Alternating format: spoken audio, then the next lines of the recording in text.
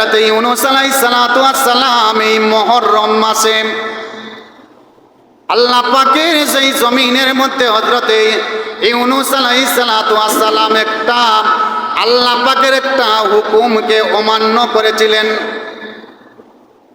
তিনি যেই শহরের মধ্যে ছিলেন, যেই শহরের মধ্যে ইসলামের দাওয়াত দিতেন, ইসলামের দাওয়াত দিতে দিতে হযরতে ইউনূস আলাইহিস সালাতু ওয়াস সালাম একাধারে দিনেও দাওয়াত দেন, রাতেও দাওয়াত দেন। ওই এলাকার মানুষগুলা ইসলাম গ্রহণ করে না, ওই এলাকার মানুষগুলা ইসলামের মধ্যে দাবিত হয়ে না। হযরতে ইউনূস আলাইহিস সালাতু ওয়াস সালাম ভাবলেন, আমার শহরের মানুষগুলা আর ইসলাম গ্রহণ করবে না, আল্লাহর ইবাদত বন্দেগী করবে না, এই জন্য আমি এই শহরে আর থাকবো না। আল্লাহ বলছেন, ইউনূস নবী তুমি ওই শহরের মধ্যে তুমি বারবার ইসলামের দাওয়াত দাও, তোমার জাতিকে তুমি আল্লাহর পথে ডাকো। হযরত ইউনূস আলাইহিস সালাতু ওয়াস সালাম বললেন, আমি একাধারে 100 বছর ধরে আমার জাতিকে আমি আল্লাহর পথে ডাকি, ওই জাতিগুলা আল্লাহকে মানে না, আমি এই জাতিকে আর আমি দাওয়াত দিতে পারবো না। আসসালামু আলাইকুম ওয়া রাহমাতুল্লাহ।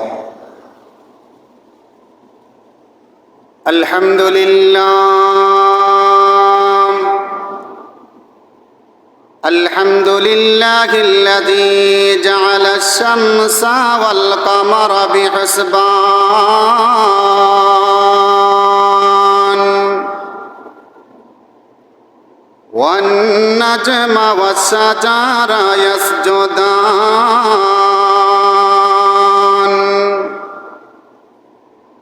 وفضل زمانا على زمان كما فضل مكانا على مكان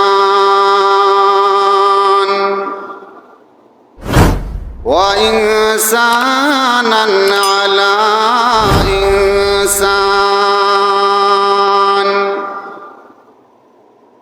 ونشهد أن لا إله إلا الله وحده لا شريك له ونشهد أن سيدنا وسندنا وحبيبنا وحبيب مولانا محمدا عبده ورسوله الذي أرسل إلى الناس كافة بشيرا ونذيرا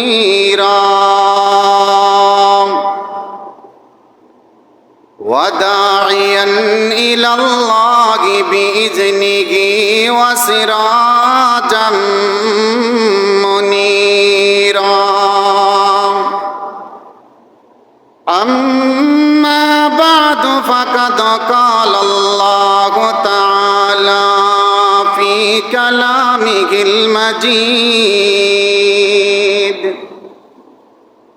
والفرقانه الحميد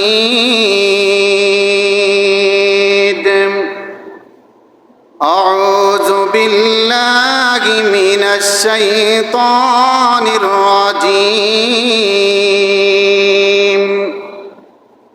بسم الله الرحمن الرحيم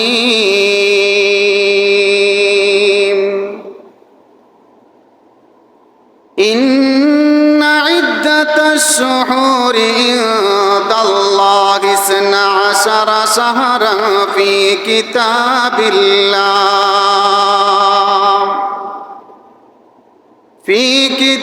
الله يوم خلق السماوات والأرض وما خلق السماوات والأرض منها 4 حرم وقال سيدنا رسول الله صلى الله عليه وسلم أفضل الصيام بعد رمضان شهر الله সাদাকাল্লাহু মাওলানাল আযীম ওয়া সাদাকা রাসূলুহুন নাবিয়ুল উম্মিয়ুল কারীম ওয়া নাহনু আলা যালিকা লামিনাশ শাহিদিনা ওয়াস শাকিরিন والحمد لله رب العالمين صلى الله على سيدنا ومولانا محمد وعلى آله وصحابه وسلم صلى الله على سيدنا ومولانا محمد وعلى آله وصحابه وسلم بلغ العلا بكماله كشف الدجى بجماله حسنت جميع خصاله صلوا عليه وآله سبحان الله وبحمده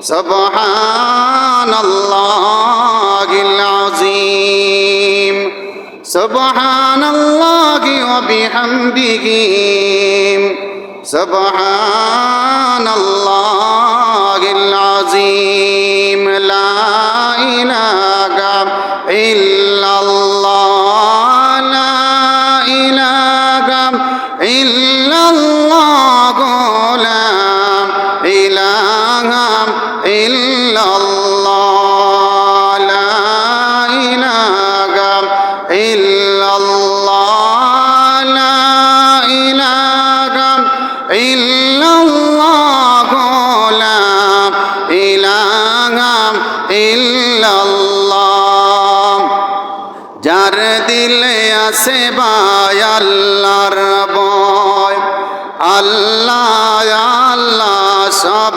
সময় যার দিলে আছে ভাই আল্লাহর ভয় আল্লাহ আল্লাহ সব সময় আগার নিদিরা ভালো লাগে না ভালো লাগে শুধু ইল্লাল্লাহ লা ইলাহা ইল্লাল্লাহ লা ইলাহা ইল্লাল্লাহ লা ইলাহা ইল্লাল্লাহ লা ইলাহা ইল্লাল্লাহ লা ইলাহা ইল্লাল্লাহ আসমান জামিন গায়রুল্লাহ বাজার নাজার গায়রুল্লাহ নাম ইলাহা ইল্লাল্লাহ নাম ইলাহা ইল্লাল্লাহ নাম ইলাহা ইল্লাল্লাহ নাম ইলাহা ইল্লাল্লাহ লা ইলাহা ইল্লাল্লাহ লা ইলাহা ইল্লাল্লাহ লা ইলাহা ইল্লাল্লাহ লা ইলাহা ইল্লাল্লাহ হাসবি রাব্বি জাল্লাল্লাহ মা ফি কলবি গায়রুল্লাহ নূর মুহাম্মদ সাল্লাল্লাহু লা ইলাহা ইল্লাল্লাহ লা ইলাহা ইল্লাল্লাহ লা ইলাহা ইল্লাল্লাহ লা ইলাহা ইল্লাল্লাহ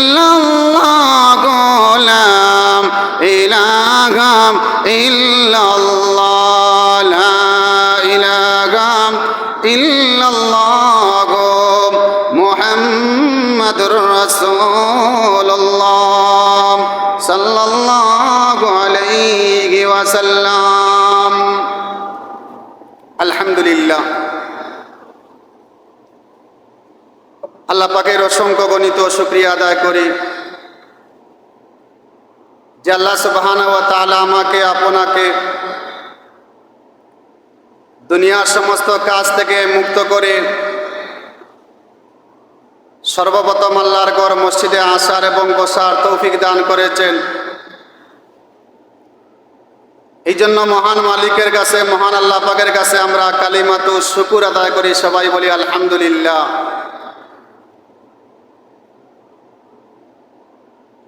আরবি মাস হিসাবে যেই মাস,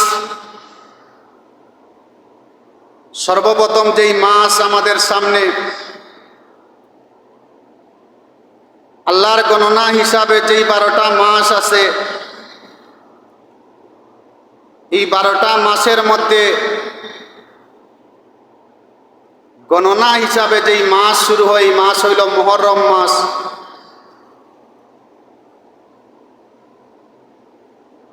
কোরআনে কারিমের মধ্যে ইরশাদ হচ্ছে যে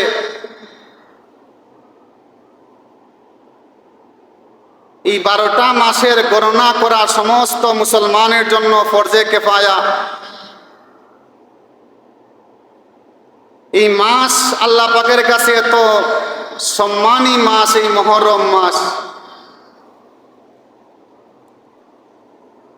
সৃষ্টির সূচনা লগ্ন থেকে যত নবী রাসূল, যত ওলি আউলিয়া, যত বড় বড় কারামত আল্লাহ পাক এই মুহররম মাসের 10 তারিখে আল্লাহ পাক এই দুনিয়ার মধ্যে সর্বপ্রথম যেই নবী, সর্বপ্রথম যেই রাসূল আল্লাহ পাক সৃষ্টি করেছিলেন, তিনি হইলেন আমাদের জাতির পিতা, আমাদের আদি পিতা হযরতে আদম আলাইহিস সালাতু ওয়াস সালামকে। এই মাস হইল মুহররম মাস। এই মুহররম মাসটা আমাদের কাছে অত্যন্ত দামি একটা মাস। এই মুহররম মাসের 10 তারিখে আল্লাহ পাক সর্বপ্রথম এই দুনিয়ার জমিনের মধ্যে আল্লাহ পাক মাটি সৃষ্টি করেছিলেন। এই মাটি সৃষ্টি করার পর আল্লাহ পাক ইচ্ছা করলেন এই জমিনের মধ্যে প্রতিনিধি সৃষ্টি করবেন। এই মুহররমের এই 10 তারিখে আল্লাহ পাক হযরতে আদম আলাইহিস সালাতু ওয়াস সালামকে মাটি সৃষ্টি করার পর ইচ্ছা করলেন এই জমিনের মধ্যে আদমকে সৃষ্টি করবেন। হযরতে আদম আলাইহিস সালাতু ওয়াস সালাম এই মুহররম মাসের 10 তারিখে আল্লাহর তৈরি জান্নাতের ভিতরে প্রবেশ করেছিলেন। এই মুহররম মাসের 10 তারিখে হযরতে আদম আলাইহিস সালাতু ওয়াস সালাম আবার আল্লাহর তৈরি জান্নাত থেকে বাহির হয়েছিলেন। এই মুহররমের 10 তারিখে হযরতে আদম আলাইহিস সালাতু ওয়াস সালাম জান্নাত থেকে যেই দোয়া করেছিলেন, এই দোয়াটাও আল্লাহ পাক মুহররমের 10 তারিখে আল্লাহ পাক কবুল করছেন। এইভাবে যদি আমি বলতে থাকি মুহররম মাসের ফজিলত, এই মুহররম মাসের 10 তারিখে হযরতে নূহ আলাইহিস সালাতু ওয়াস সালাম সর্বপ্রথম তার কিস্তিতে উঠেছিলেন, নৌকাতে উঠেছিলেন। এই মুহররম মাসের 10 তারিখে হযরতে ইদ্রিস আলাইহিস সালাতু ওয়াস সালাম আসমান থেকে অবতরণ করেছিলেন। এই মুহররম মাসের 10 তারিখে হযরতে মূসা আলাইহিস সালাতু ওয়াস সালাম তার সমস্ত বাহিনীকে নিয়ে ফেরাউন বাহিনীকে ধ্বংস করেছিলেন। এই মুহররম মাসের 10 তারিখে নবী ইউনূস আলাইহিস সালাতু ওয়াস সালাম মাছের পেটের ভিতরে বাহির হয়েছিলেন। এই মুহররম মাসের 10 তারিখে হযরতে ইব্রাহিম আলাইহিস সালাতু ওয়াস সালামকে অগ্নিকুণ্ডের মধ্যে নিক্ষেপ করা হয়েছিল। এই মুহররম মাসের 10 তারিখে হযরতে ইব্রাহিম আলাইহিস সালাতু ওয়াস সালাম আবার অগ্নিকুণ্ড থেকে তিনি আবার উদ্ধার পেয়েছিলেন। হাজারো ঘটনা আছে। এই জন্যই মুহররম মাস আমাদের কাছে অত্যন্ত দামি একটা মাস। এই মুহররম মাস নবী পাক সাল্লাল্লাহু আলাইহি ওয়াসাল্লাম বলেন, মুহররম মাসের যেই রোজা, রমজানের রোজা ফরজ হওয়ার আগে এই মুহররম মাসের এই রোজাটা আল্লাহ পাকের কাছে ফরজ ছিল। এই জন্য যখন রমজান মাসের রোজা ফরজ হয়ে গেছে তখন এই রোজাটা রহিত হয়ে গেছে, মুস্তাহাবের মধ্যে চলে গেছে। নবী পাক সাল্লাল্লাহু আলাইহি ওয়াসাল্লাম ঘোষণা করেন, আফজালুস সিয়ামি বাদা রমজান শাহরুল্লাহিল মুহাররম, রমজান মাসের পরে সবচেয়ে উত্তম রোজা হইল মুহররমের রোজা রাখা। এই জন্য মুহররমের আমরা রোজা কয়টা রাখবো? নবী পাক সাল্লাল্লাহু আলাইহি ওয়াসাল্লামের কাছে সাহাবীরা প্রশ্ন করলেন, ইয়া রাসূলুল্লাহ, ইয়া হাবিবাল্লাহ, এই মুহররমের তারিখের সাথে মিল রাখিয়া ইহুদি এবং খ্রিস্টানরা একটা রোজা রাখে, আমরা কয়টা রোজা রাখব? নবী পাক সাল্লাল্লাহু আলাইহি ওয়াসাল্লাম ঘোষণা করলেন, সৌম আশুরা ওয়া খালিফু ফিহিল ইয়াহুদা ওয়া সুমুহু ক্বাবলাহু ইয়াওমান ওয়া বাদাহু ইয়াওমান। নবী পাক সাল্লাল্লাহু আলাইহি ওয়াসাল্লাম ঘোষণা করেন, হে আমার সাহাবীরা, তোমরা মুহররম মাসের যেই রোজা রাখবে এই রোজাটা ইহুদিদের সাথে তোমরা অমিল করে রাখো। এই জন্য আগামী 18 এবং 19 তারিখ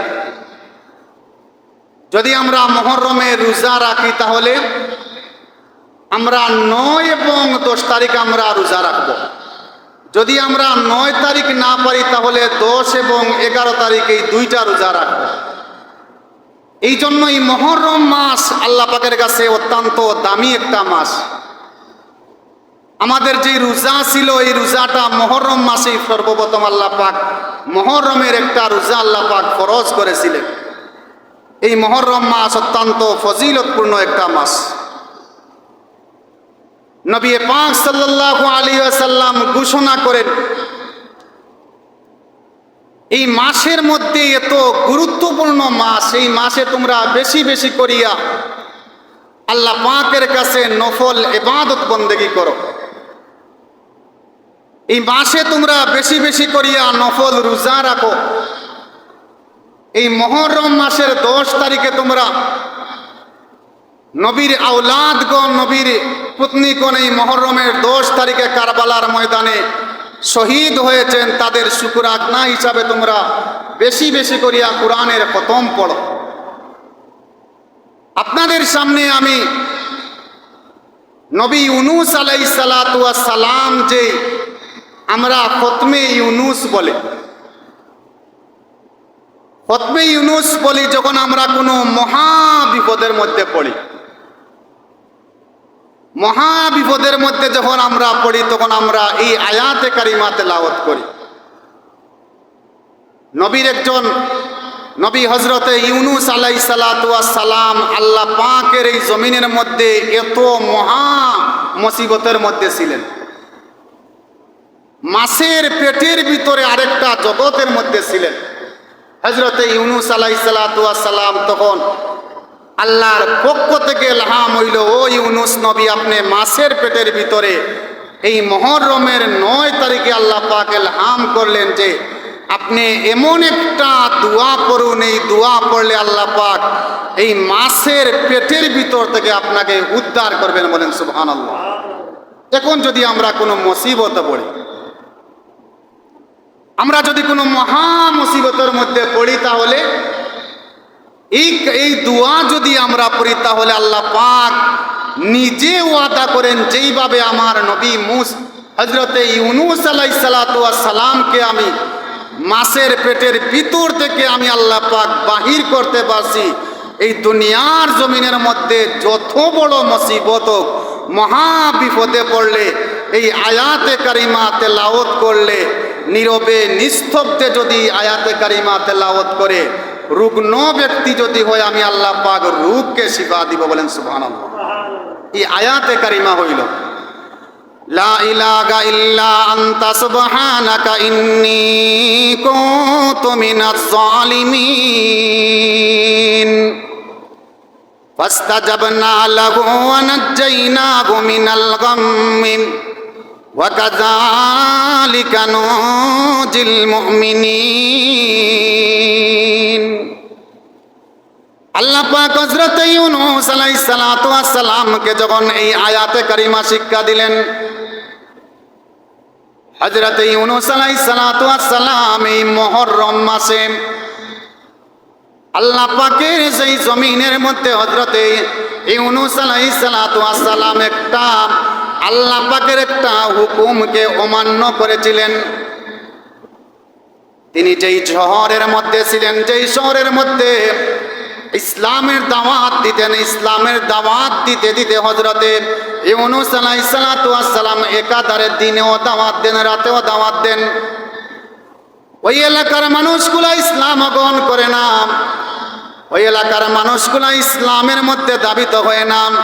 হযরতে ইউনূস আলাইহিস সালাতু ওয়াস সালাম ভাবলেন, আমার শহরের মানুষগুলা আর ইসলাম গ্রহণ করবে না, আল্লাহর ইবাদত বন্দেগী করবে না, এই জন্য আমি এই শহরে আর থাকবো না। আল্লাহ বলছেন, ইউনূস নবী তুমি ওই শহরের মধ্যে তুমি বারবার ইসলামের দাওয়াত দাও, তোমার জাতিকে তুমি আল্লাহর পথে ডাকো। হযরত ইউনূস আলাইহিস সালাতু ওয়াস সালাম বললেন, আমি একাধারে 100 বছর ধরে আমার জাতিকে আমি আল্লাহর পথে ডাকি, ওই জাতিগুলা আল্লাহকে মানে না, আমি এই জাতিকে আর আমি দাওয়াত দিতে পারবো না,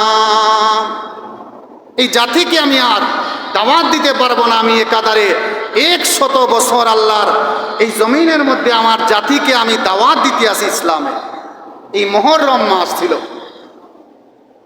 হযরত ইউনূস আলাইহিস সালাতু ওয়াস সালাম যখন একাধারে তার দাওয়াতি কাজ যখন মিশন শুরু করলেন, এই মুহররম মাসের 9 তারিখ কিংবা 10 তারিখে হাজারো ঘটনার মধ্যে হযরতে ইউনূস আলাইহিস সালাতু ওয়াস সালামের সবচেয়ে বড় ঘটনা হইল, কোনো মানুষ যদি এখনো কোনো মুসিবত পড়ে, বড় কোনো রোগ হয়, মহা মুসিবতের মধ্যে থাকে, আর আল্লাহ পাকের এই জমিনের মধ্যে এই আয়াতে কারিমা যদি তেলাওয়াত করে, নিজে নিজে যদি আয়াতে কারিমা তেলাওয়াত করে, কিবা আল্লাহর কোনো খাস বান্দাদেরকে দিয়া এই আয়াতে কারিমা তেলাওয়াত করে, আল্লাহ পাক বলেন এই আয়াতে কারিমার এত ফজিলত এই জমিনের মধ্যে, লা ইলাহা ইল্লা আনতা সুবহানাকা ইন্নী কুনতু মিনাজ জালিমিন। হযরতে ইউনূস আলাইহিস সালাতু ওয়াস সালাম নিজেকে বারশোনা করলেন, আল্লাহ পাক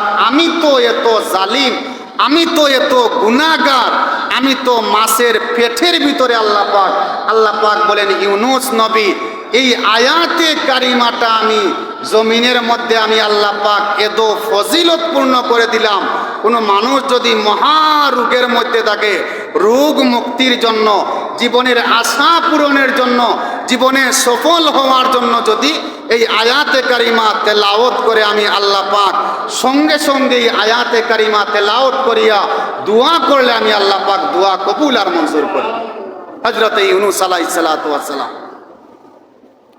যখন তার শহর থেকে বাহির হইছেন, শহর থেকে বাহির হইয়া যখন সামনে বিশাল একটা নদী, সামনে নদীর মধ্যে হযরতে ইউনূস আলাইহিস সালাতু ওয়াস সালাম কিভাবে পার হইবেন। হযরতে ইউনূস আলাইহিস সালাতু ওয়াস সালাম যখন সামনে দেখলেন ছোট্ট একটা নৌকা, নৌকার মধ্যে কিছু সংখ্যক মানুষ আছে, হযরতে ইউনূস তার জাতিকে রেখে ইসলামের দাওয়াত ছেড়ে দিয়ে, আল্লাহর এই মিশনকে ছেড়ে দিয়ে হযরতে ইউনূস আলাইহিস সালাতু ওয়াস সালাম যখন এই নৌকার মধ্যে উঠলেন, আল্লাহর হুকুম নাই, আল্লাহ বলছেন, ইউনূস তুমি যেই জাতির মধ্যে তোমাকে দিছি, এই জাতির মধ্যে তুমি ইসলাম প্রচার করো, তুমি ক্লান্ত হইবে না, যত নির্যাতন আসুক তবুও তুমি ইসলামের দাওয়াত দাও। হযরতে ইউনূস আলাইহিস সালাতু ওয়াস সালাম ভাবলেন, এত নির্যাতন শিকার হওয়ার পর আমি আমার জাতির কাছে আর আমি থাকতে চাই না, আমার জাতিকে রেখে আমি এই শহর থেকে আমি চলে যাইব। হযরতে ইউনূস আলাইহিস সালাতু ওয়াস সালাম যখন একটা নৌকার মধ্যে উঠলেন, দেখলেন যখন মধ্যখানে নৌকা, যখন একটা বৃষ্টি শুরু হইল, ঝড় তুফান শুরু হইল, নৌকা ডুবে যাইবে, হযরতে ইউনূস আলাইহিস সালাতু ওয়াস সালাম মনে মনে ভাবলেন, আমি তো আল্লাহর নাফরমান বান্দা, আমি আমার আল্লাহ পাকের হুকুমকে আমি অমান্য করছি, আল্লাহর হুকুম হইছে আমি আমার জাতির কাছে ইসলামের দাওয়াত দিব, আমার জাতিকে ফেলে রেখে আমি যেহেতু নৌকার মধ্যে উঠছি আরেকটা দেশের জন্য, এই জন্য আমার কারণে আমার এই নৌকাটা ডুববে, এই জন্য আমি হইলাম নাফরমান। আল্লাহু আকবার।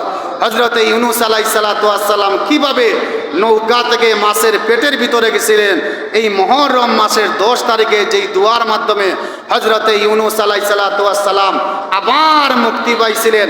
হযরত ইউনূস যখন এই নৌকার মধ্যে লটারি করলেন, দেখলেন যে কে নাফরমান সবচেয়ে। আল্লাহু আকবার। হযরত ইউনূস আলাইহিস সালাতু ওয়াস সালাম নৌকার সবাইকে বললেন, এই নৌকার মধ্যে আমি হইলাম ইউনূস নবী, তবে আমি আমার আল্লাহ পাকের হুকুমকে আমি অমান্য করেছি। নৌকার যাত্রীরা বলে, ও ইউনূস নবী, আপনার চেহারা দেখে আপনাকে নাফরমান মনে হয় না, আপনাকে মিথ্যাবাদী মনে হয় না। হযরত ইউনূস নবী বলেন, না, আমি আল্লাহ পাকের একটা হুকুমকে অমান্য করেছি। আল্লাহ পাক বলছেন, ইউনূস নবী, তুমি মুসেল শহরের মধ্যে তাকিয়া তুমি ইসলামের প্রচার করবে, আর আমি আল্লাহ পাকের হুকুমকে অমান্য করি আর একটা শহরে যাইতে চাই। এই জন্য নৌকার মধ্যে জ্বর উঠছে, আমি হইলাম সেই নাফরমান আল্লাহ পাকের হুকুম অমান্যকারী। বারবার লটারি দেওয়ার পর, একবার লটারি দেওয়ার পর নাম আসলো আল্লাহর এই জমিনের মধ্যে, এই নৌকার মধ্যে একজন মিথ্যাবাদী আছেন, হযরত ইউনূসের নাম ওঠে। মানুষরা বলে, ইউনূস মিথ্যা কথা বলতে হইতে পারে না, তার মালিকের নাফরমানি করতে পারে না। আবার লটারি হইল, হযরত ইউনূসের নাম উঠল। হযরত ইউনূস, ওই নৌকার মানুষগুলা বলে ইউনূস নবী মিথ্যা কথা বলতে পারে না। 3 বার যখন নবী ইউনূসের নাম উঠল, হযরত ইউনূস নবী ওই নৌকা থেকে তিনি জাপ দিয়া যখন সাগরের মধ্যখানে পড়লেন, আমার আল্লাহ পাক বললেন, ইউনূস হইলেন আমার নবী, ইউনূসকে কোনো মাছ আক্রমণ করতে পারবে না। আল্লাহ পাক হুকুম করলেন, ও সাগরের মাছ আমার, ইউনূসকে তুমি মাছের পেটের ভিতরে ঢুকাইয়া দাও। যদিও আমার নবী ইউনূস একটা আমি মালিকের একটা কথা অমান্য করেছে, আমার ইউনূসকে কোনো মাছ খাইতে পারবে না। হযরতে ইউনূস আলাইহিস সালাতু ওয়াস সালাম যখন মাছের পেটের ভিতরে কতদিন ছিলেন, হাদিসে আছে আশারা তিলকা সামানিয়া, হযরতে ইউনূস আলাইহিস সালাতু ওয়াস সালাম 800 দিন কিংবা 900 দিন ছিলেন। হযরতে ইউনূস আলাইহিস সালাতু ওয়াস সালাম মাছের পেটের ভিতরে তাকিয়া আল্লাহ আল্লাহ জিকির করেন। আল্লাহ বলেন, আল্লাহ জিকির আমি পছন্দ করি না। সুবহানাল্লাহ জিকির করেন। হযরত ইউনূস নবীকে জানাইয়া দেন সুবহানাল্লাহর জিকির হইবে না। হযরত ইউনূস নবী আলহামদুলিল্লাহ জিকির করেন। আল্লাহ পাক বলেন, আলহামদুলিল্লাহর জিকির এখন আমি পছন্দ করি না। আল্লাহ পাক 10ই মুহররম হযরত ইউনূসকে জানাইয়া দিলেন, ও ইউনূস, তুমি নিজেকে মজলুম মনে করো, নিজেকে তুমি যতক্ষণ পর্যন্ত জালিম না ঘোষণা করবে ততক্ষণ পর্যন্ত মাছের পেট থেকে তোমাকে বাহির করব না। ও ইউনূস নবী, তুমি নিজেকে নাফরমান দাবি করো, জুলুম মনে করো, তুমি তোমার উপর জুলুম করো। হযরত ইউনূস আলাইহিস সালাতু ওয়াস সালাম মাছের পেটের ভিতরে আল্লাহ পাক ওহী নাজিল করলেন। হযরত ইউনূস আলাইহিস সালাতু ওয়াস সালাম আল্লাহ পাককে বললেন, ও আল্লাহ পাক, কোন দুয়ার মাধ্যমে মহা মুসিবত থেকে আল্লাহ পাক তুমি উদ্ধার করবে? আল্লাহ পাক জানাইয়া দিলেন, লা ইলাহা ইল্লা আনতা সুবহানাকা ইন্নী কুনতু মিনাজ জালিমিন ফাস্তাজাবনা লাহু ওয়া নাজ্জাইনাহু মিনাল গাম ওয়া কাযালিকা নুজিল মুমিনিন। ও ইউনূস নবী, একবার নয়, 2 বার নয়, প্রায় 10,000 বার এই আয়াতে কারিমা তেলাওয়াত করলে তোমাকে মুক্তি দেওয়া হইবে। এই আয়াতে কারিমা তুমি যদি 10,000 বার লা ইলাহা ইল্লা আনতা সুবহানাকা ইন্নী কুনতু মিনাজ জালিমিন ফাস্তাজাবনা লাহু ওয়া নাজ্জাইনাহু মিনাল গাম্মি ওয়া কাযালিকা নুজিল মুমিনিন। ও নবী ইউনূস, এই আয়াতে কারিমা যদি এমতো অবস্থা তুমি পড়ো, তাহলে এই মাছ থেকে তুমি উদ্ধার হইবে। বলেন সুবহানাল্লাহ। এই তারিখটা ছিল 9 তারিখ মুহররমের 9 তারিখে হযরতে ইউনূস আলাইহিস সালাতু ওয়াস সালামের প্রতি যখন ওহী নাজিল হইল, এই আয়াতে কারিমা যখন আল্লাহ পাক জানাইয়া দিলেন, হাদিসে আসছে, এখন যদি কোনো মহা মুসিবতে আপনারা পড়েন, মহা বিপদ আপনাদের উপরে আপনারা হইতে বড় খতম পড়া, হযরত ইউনূস আলাইহিস সালাতু ওয়াস সালামের এই আয়াতের মধ্যে, আল্লাহ পাকের এই কোরআনের আয়াতের মধ্যে এত ফজিলত, যখন আপনি নিজেকে জুলুমদার দাবি করবেন যে আমার উপর আমি জুলুম করছি, আল্লাহ পাক আমি তোর জন্য নাফরমান, আমি তো জুলুমকারী, আমি তো নাফরমান, আল্লাহ পাক তুমি আমাকে মুক্তি দান করো।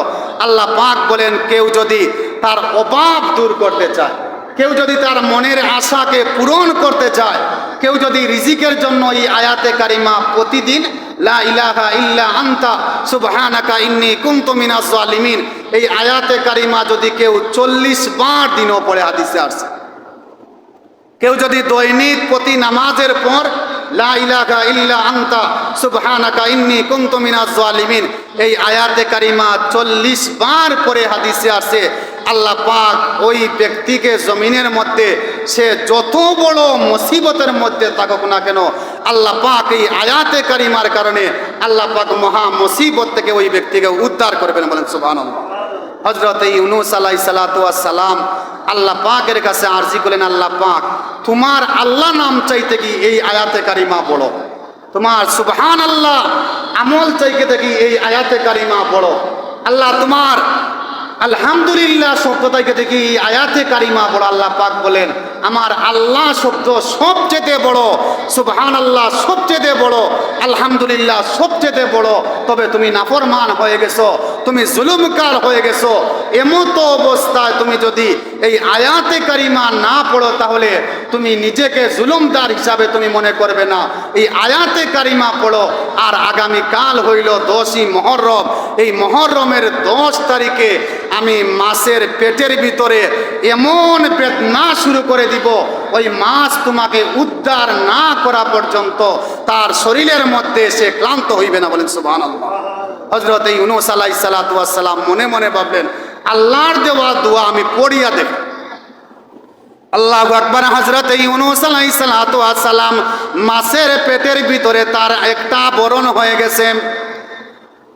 হযরত ইউনূস আলাইহিস সালাতু ওয়াস সালাম তার হাত পাও নাড়াইলেন। হযরতে হাদিসে আছে কোন নবী মাছের ভিতরে আল্লাহ পাককে সিজদা দিবেন? হযরত ইউনূস আলাইহিস সালাতু ওয়াস সালাম সমস্ত নবী রাসূলদের মধ্যে হাদিসে আছে কোন নবী এমন কোন জায়গা নাই পাহাড়ের মধ্যে আল্লাহ পাককে সিজদা দিবেন। আর আমাদের নবী, নবী মুস্তাফা, নবী মুজতবা, নবী মুরসালিন, সাইয়্যিদুল কাউনাইনি ওয়াস সাকালাইন নবী বলেন, আমি জমিনের মধ্যে সিজদা দেই না, আমি মেরাজের রজনীতে 7টা আসমানের উপরে আমার আল্লাহ পাককে সামনে রাখি, আমি সরাসরি আল্লাহকে সামনে দেখি আমি সিজদা দিছি। ইউনূস নবী তুমি মাছের পেটের ভিতরে আল্লাহ পাককে সিজদা দিছ। আর আমার নবী বলেন, আমি আল্লাহ পাককে সামনে দেখিয়া 7 আসমান, লৌহে মাহফুজ, সিদরাতুল মুনতাহা ভেদ করি আমার আল্লাহ পাককে ফাকানা কাবাতা হুসাইনি আওয়াদনাম, আমার আল্লাহ পাককে যেন আমি সামনে দেখিয়া সিজদা দিছি। হযরত ইউনূস আলাইহিস সালাতু ওয়াস সালাম বলেন, আল্লাহ পাক এই যে 40 দিন আমি মাছের পেটের ভিতরে ছিলাম, আমি তো মাছের পেটের ভিতরে তোমাকে সিজদা দিছি। আল্লাহ পাক বলেন, ও ইউনূস তুমি যত সিজদা দাও না কেন, তোমার এই মাছের পেটের শীতের সিজদা আমি আল্লাহ পাক কবুল করব না। নিজেকে জুলুমদার দাবি মনে করো, নিজেকে তুমি নিজের নফসের উপর তুমি নিজেকে বারসনা করো, যতক্ষণ পর্যন্ত নিজেকে জালিমদার না মনে করবে তোমাকে এই মাছের পেট থেকে বাইর করা হইবে না। হযরত ইউনূস আলাইহিস সালাতু ওয়াস সালাম আল্লাহ পাকের এই আয়াতে কারিমা 40 বার পড়তে দেরি হইছে, ওই মাছের পেটের ভিতরে যন্ত্রণা শুরু হইতে দেরি হয় না। ওই মাছটা সাগরের পারে গিয়া হযরত ইউনূস আলাইহিস সালাতু ওয়াস সালামকে উগলাইয়া ফেলাইয়া ওই নদীর পারে গিয়া হযরত ইউনূস আলাইহিস সালাতু ওয়াস সালামকে রেখে আসলো।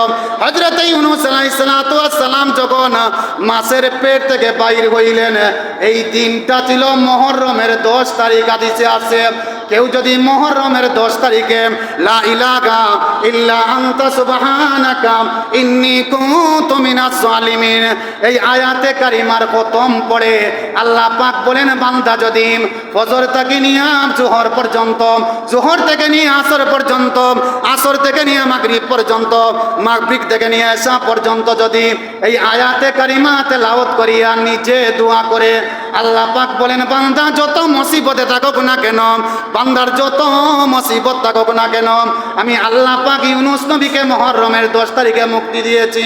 দুনিয়ার জমিনে যত মানুষ মহা মুসিবতের মধ্যে থাকবে, এই আয়াতে কারিমার কারণে আমি আল্লাহ পাক মুক্তি দান করব। এই মুহররমের 10 তারিখে এই আয়াত যদি আমরা অনেকে খতম পড়াই, লা ইলাহা ইল্লা আনতা সুবহানাকা ইন্নী কুনতু মিনাজ জালিমিন, এই আয়াতে কারিমা কোন সময় থেকে খতম শুরু হয়েছে? এই আয়াতটা এত ফজিলতপূর্ণ হাদিসে আছে। হযরত ইউনূস আলাইহিস সালাতু ওয়াস সালাম পড়তে দেরি হয়েছে, এই জন্য আমরা কোনো মহা মুসিবত পড়লে এই আয়াতের আমরা শরাপন্ন হই। আল্লাহ পাক আমাদেরকে এই যে আমরা 2টা রোজা রাখবো মুহররমের 10 তারিখে, আমরা 9 এবং 10 তারিখে এই 2টা বেজুর সংখ্যক রোজা রাখবো। ইহুদিরা শুধু 10 তারিখ রাখে, আল্লাহ নবী বলেন তোমরা 11 এবং 10 তারিখ রাখো, না হয় 9 এবং 10 তারিখ এই মুস্তাহাব রোজাটা রাখো। আল্লাহর এই জমিনের মধ্যে মুহররমের 10 তারিখে এই জমিনের মধ্যে নবীর পুত্র, নবীর দৌহিত্র হযরতে হাসান আর হুসাইন কারবালার ময়দানে শহীদ হয়েছেন।